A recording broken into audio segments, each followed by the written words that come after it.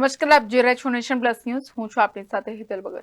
Vadodara municipal કોર્પોરેશનનું વર્ષ 2024-25નું કરદર વિનાનું 5,523.67 કરોડનું ડ્રાફ્ટ અંદાજપત્ર અને વર્ષ 2023-24નું રિવાઇઝ અંદાજપત્ર આજે મ્યુનિસિપલ કમિશનર દિલીપ રાણાએ સ્થાયી સમિતિમાં રજૂ કર્યું હતું.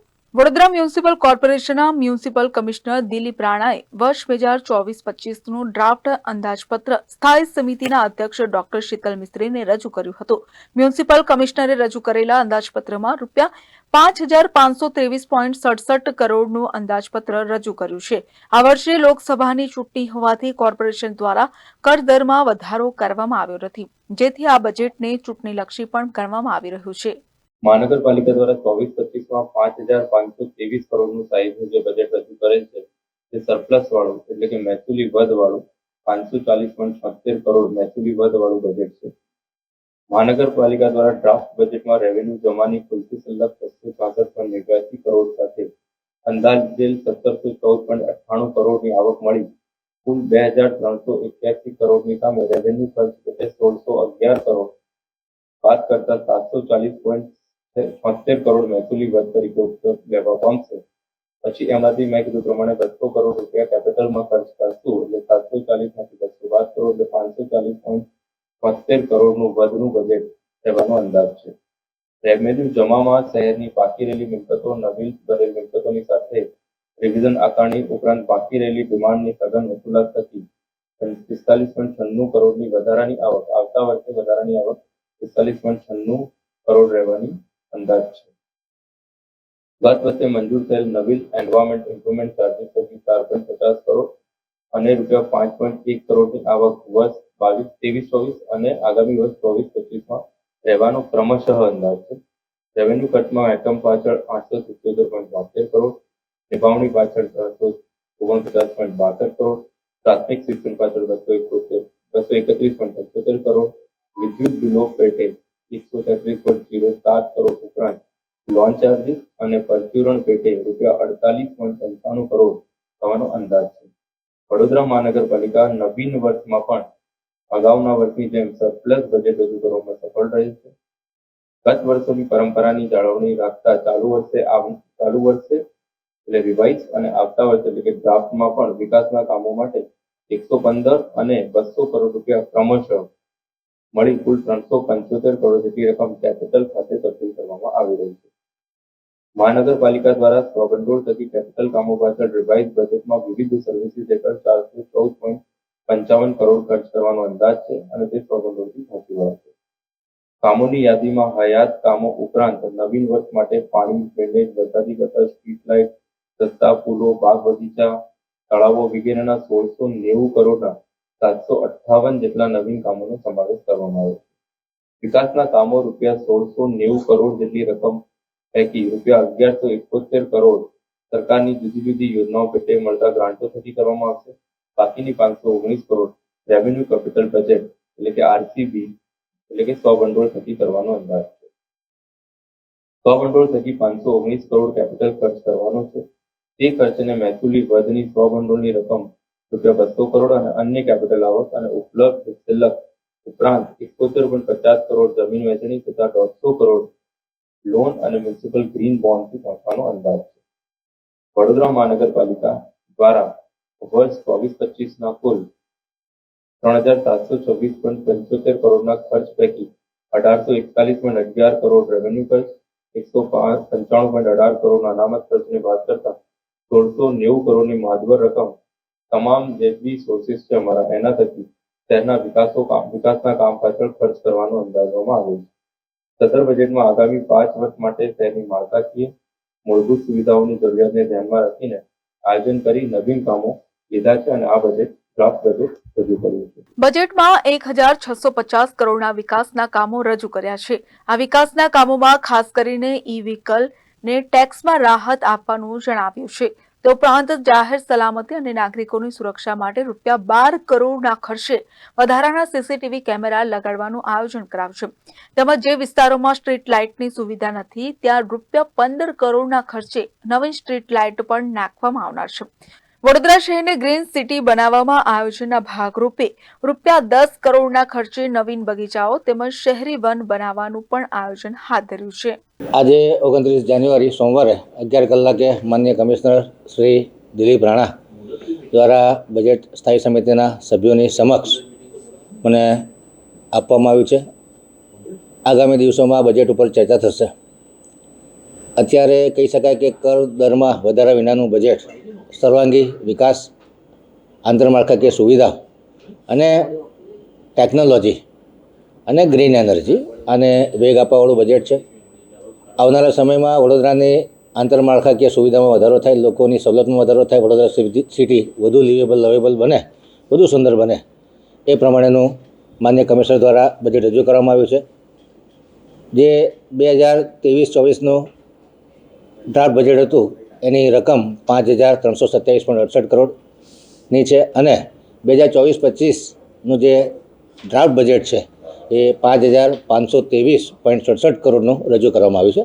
આગામી દિવસોમાં તમામ સ્થાયીના સભ્યો અને અધિકારીઓ સાથે ચર્ચા વિચારણા કરી અને આમાં સુધારા વધારા સૂચવવામાં આવશે. સર, આમાં સામાન્ય નાગરિક પર કોઈ કર નાખવામાં આવશે વધારે? મેં કીધું કરદરમાં વધારા વિનાનું બજેટ છે. કોઈ જાતનો લગતો બજેટ રહેશે? ઇલેક્શન તો છે જ, પરંતુ નાગરિકોની સવલતમાં વધારો થાય, આંતરમાળખાકીય સુવિધામાં વધારો થાય, રોડ, રસ્તા, ગટર, પાણી, બ્રિજ, આરોગ્ય, શિક્ષણ, આઈટી સેક્ટર છે, આર્ટિફિશિયલ ઇન્ટેલિજન્સ છે, ટ્રાફિકનું સુચારું સંચાલન થાય, પાર્કિંગની વ્યવસ્થા સુધરે, જે શેરી ફેરિયાઓ છે એમની સુખ સુવિધામાં વધારો થાય, એ પ્રમાણેના આગામી આયોજનના બજેટમાં રજૂ કરવામાં આવે છે. તો બીજી બાજુ વિપક્ષના નેતા અમી રાવતે મ્યુનિસિપલ કમિશનરે રજૂ કરેલા બજેટ અંગે પ્રતિક્રિયા આપી હતી. અમી રાવતે જણાવ્યું હતું કે બજેટ રજૂ કરાય છે પણ બજેટમાં રહેલા કામો કરતા નથી અને સભાસદોની મંજૂરી વગર અન્ય કામો કરવામાં આવે છે તેવા આક્ષેપ કર્યા હતા. સર્વપ્રથમ તો 2024-25નું ડ્રાફ્ટ બજેટ મંજૂર કરવામાં આવ્યું છે. લગભગ એનો વોલ્યુમ 3726 એટલે 326 કરોડ રૂપિયાનું ડ્રાફ્ટ બજેટ રજૂ કરવામાં આવ્યું છે. ઓપનિંગ સ્ટેટમેન્ટ જે મ્યુનિસિપલ કમિશનર પોતાનો રિમાર્ક્સમાં લખે એમાં એવું લખ્યું છે કે આ એક વિઝન ડોક્યુમેન્ટ છે. સૌપ્રથમ તો બજેટ એ વિઝન ડોક્યુમેન્ટ નથી, પણ અનફોર્ચ્યુનેટલી ઘણા વર્ષોથી બજેટને વિઝન ડોક્યુમેન્ટ તરીકે જ ટ્રીટ કરવામાં આવે છે. કારણ કે જે ખરેખર ખર્ચ થતા હોય છે એ બજેટમાં એપ્રુવડ ખર્ચ સિવાય કોઈ બી ખર્ચ કોર્પોરેશન કરી ના શકે. સભાસદો બજેટ મંજૂર કરે પછી બજેટ બહારનું અનપ્લાન્ડ કોઈ બી એક્સપેન્સ કરવો હોય તો સભામાં પાછું મંજૂરી થવી જોઈએ, કાં તો કમિશનરે એના સ્પેશિયલ જે પ્રોવિઝન્સ હોય છે એ અંતર્ગત નાના મોટા ખર્ચા કરી શકે ઇમરજન્સીના. પણ અહીંયા તો મોટા મોટા પ્રોજેક્ટ્સ અનપ્લાન્ડ થઈ જાય છે અને પ્લાન પ્રોજેક્ટ હોય છે જે સભાસદો એપ્રૂવ કરે છે નથી થતા. એ ઉપરાંત આપણે ઓવરઓલ બજેટની વાત કરીએ તો આજે 3200 કરોડ રૂપિયાની આસપાસના વોલ્યુમનું બજેટ લાસ્ટ યરનું થયું. એમાંથી લગભગ 1680 એટલે 1700 કરોડ રૂપિયા જેવું તો રેવન્યુ ખર્ચ છે, જે મહેકમનો ખર્ચ હોય, સ્ટાફનો ખર્ચ હોય, અન્ય મેન્ટેનન્સના અને ઇલેક્ટ્રિસિટી બિલને એ બધા ખર્ચા હોય છે. મેન હોય છે કેપિટલ એક્સપેન્સ. હવે કેપિટલ એક્સપેન્સ પ્રોજેક્ટ કરવામાં આવે છે લગભગ 518 કરોડની આસપાસ. Last time 503 crore capital expense project કર્યો હતો, પણ પ્રોજેક્ટેડ એક્સપેન્સ હવે ઘટાડી રિવાઇઝ બજેટમાં 410 કરોડ ગત વર્ષનો કર્યો. એ જ રીતના આ વર્ષે જે પ્રોજેક્ટેડ એક્સપેન્સ કર્યો છે ડ્રાફ્ટ બજેટમાં કેપિટલ એ 518 કરોડ છે. પણ તમે છેલ્લા 10 વર્ષના કોઈ બી આંકડા લઈને જોઈ લેશો તો પ્રોજેક્ટેડ એક્સપેન્સ 400 કરોડ, 300, 400 કરોડની આસપાસ કેપિટલનો હોય છે. હવે કેપિટલ આવકની વાત કરીએ તો ગત વર્ષની જે આવક અત્યારે બતાવવામાં આવી છે એ રિડ્યુસ કરીને 503 કરોડમાંથી 410 કરોડ બતાવવામાં આવી છે. એ 410 કરોડ બહુ ક્રિટિકલ, હું એમાં બ્રેકડાઉન કહેવા માંગીશ. 100 કરોડ રૂપિયા તો લોનના છે, 152 કરોડ રૂપિયાની જમીનો વેચી એટલે બચ્યા 162 કરોડ. વીએમસીઓ અન્ય જે ગ્રાન્ટ મળે એમાં જે વીએમસીનો ફાળો હોય એ લગભગ 165 કરોડ રૂપિયા છે. એટલે આપણી પાસે જે કેપિટલ આવક જમીનો વેચવા અને લોન સિવાયની છે એ ખાલી મેચિંગ ગ્રાન્ટ જેટલી બી નથી. આ બહુ એલાર્મિંગ વસ્તુ છે. કોર્પોરેશન ગ્રાન્ટ વગર સર્વાઈવ જ નથી કરી શકતું, એ રીતની બજેટની પ્રોજેક્ટેડ પરિસ્થિતિ છે.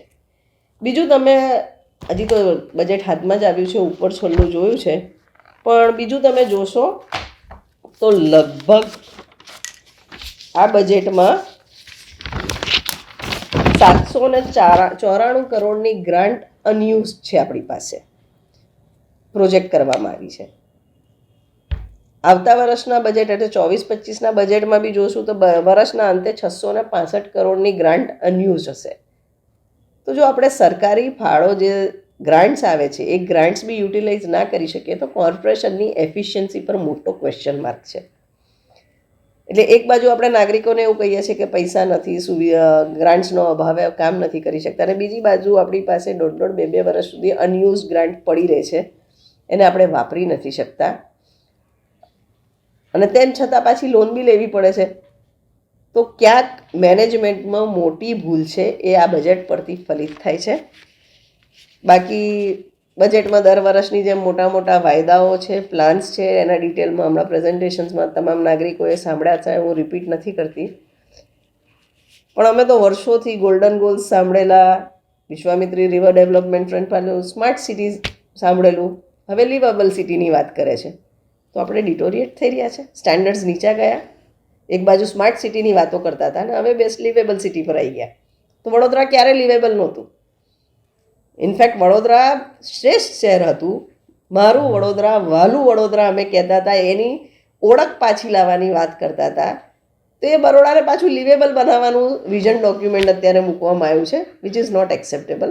Baroda was always best. એની જે ડિટોરિએશન થયું છે, શાંઘાઈ અને સિંગાપોરની વાતો કરતા હતા, સ્માર્ટ સિટીની વાતો કરતા હતા, હવે લિવેબલ સિટી પર આવ્યા છે. બરોડાને લિવેબલ રાખે, એના ગટર પાણીનું વ્યવસ્થાપન સારી રીતે થાય, જે પ્રોજેક્ટ કર્યા છે ડ્રેનેજમાં અને વોટરમાં જે બતાવ્યા છે, દર્શાવ્યા છે.